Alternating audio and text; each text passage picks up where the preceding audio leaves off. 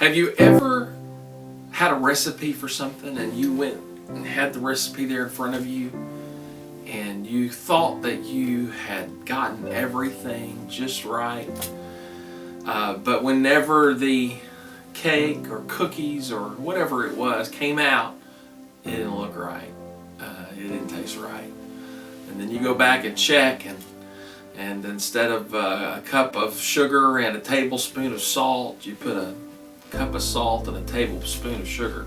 You got ingredients mixed up, or even forgotten completely to put a very vital ingredient in it. It'd be like making chocolate chip cookies and forgetting the chocolate chips or forgetting the sugar. You know, I think that this morning as I was meditating on the scripture and listening just to the word and meditating on, you know, what is the word saying to me today. I do that every day because it is my goal to write every day.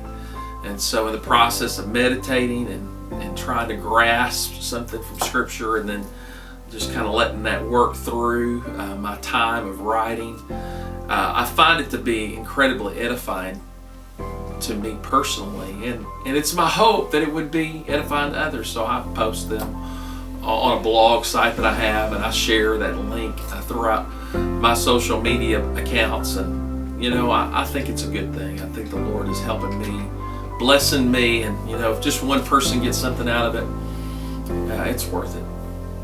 And this morning I was thinking about joy, how needful it is, and it caused me to do a little searching in the scripture. And I found a scripture in Deuteronomy chapter 28. And it said, because you did not serve the Lord thy God with joyfulness and with gladness for the abundance of all the blessing, therefore your enemies are going to take advantage of you and ultimately destroy you, because you did not serve the Lord with joy and with gladness of heart. And I read that, and something in my side of my heart just jumped. Like, yes, that ties into such a important ingredient that many people miss out on. It's joy. You know, a lot of people are in pursuit of happiness, but happiness is a fleeting mirage on some far distant day. I remember as a young man, I had a friend of mine that I spent a lot of time with as a young man, and probably went a few places I shouldn't have went, did a few things I shouldn't have done. But I remember one time this individual was saying, man, I can't wait till this coming weekend, or man, last weekend was so great.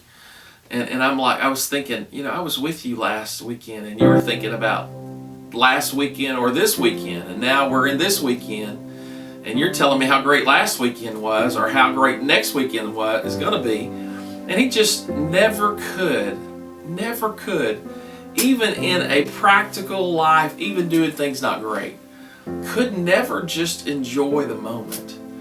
And ultimately, that affected the rest of his life. Just living in the past, living in the future, and cannot appreciate the now. And I think it is so important for us to understand that joy is a choice, to serve the Lord with gladness. In one scripture in the epistles, Paul said, I think myself happy. In the book of Philippians, it says, whatsoever things are good, whatsoever things are lovely, whatsoever things are of good report, think on these things. And if you'll think on those things, you're going to have the peace of the Lord. And so many times, a lot of people that say they want to be happy and say that they want to be blessed, they allow their mind and their heart to dwell on negative things and to think about things in the worst possible settings. And it just pollutes the mind and ultimately pollutes the heart and the spirit. And they wonder why, can't ever get ahead. Well, it could be that you know, we need to take a minute and begin to filter the things that we allow in our heart and begin to direct our hearts, our minds, our eyes, our attention, our focus, our passion on good things. I know that we all have realities that are less than great. However, no matter how bad the situation is, that could be worse. And I do believe that if you'll make the most of the moment you have now, you're going to have better moments in the future. And so, you know, joy, it's a great thing. And, you know, I truly believe that the ultimate source of joy for the believer is never rooted in current circumstances or current blessings or current realities. Our joy is based upon what Jesus has done for us in the past and what Jesus is going to do for us in the future, but not just then, what Jesus is doing for me now.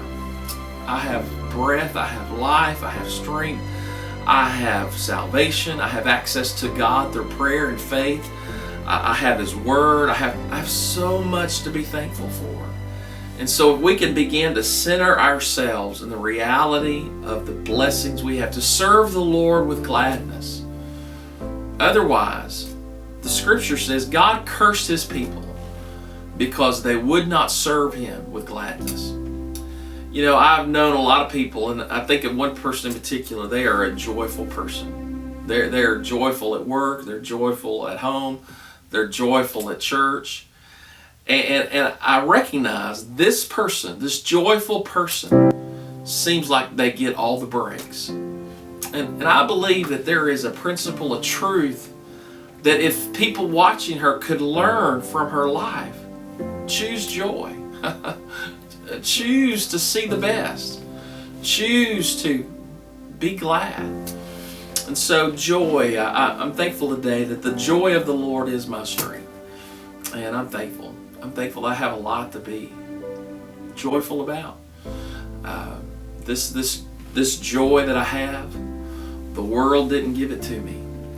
I have unspeakable joy because of Jesus Christ. And even when it's raining outside and my circumstances are less than great, I still have joy. If that's not your reality right now, I encourage you.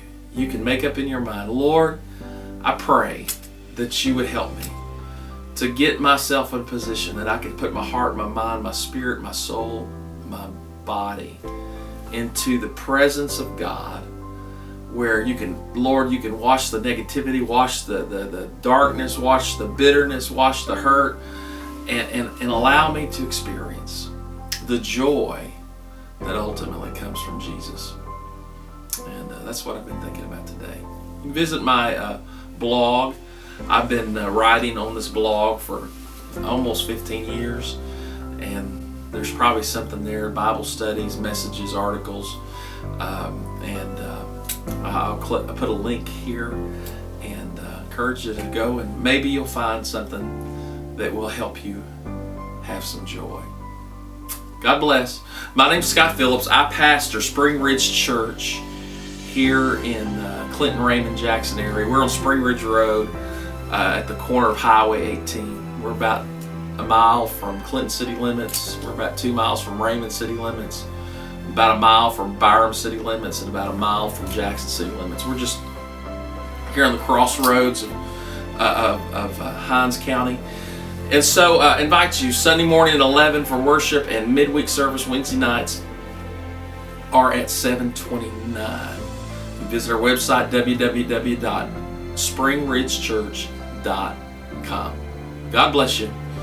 Joy, it's a choice. Choose it.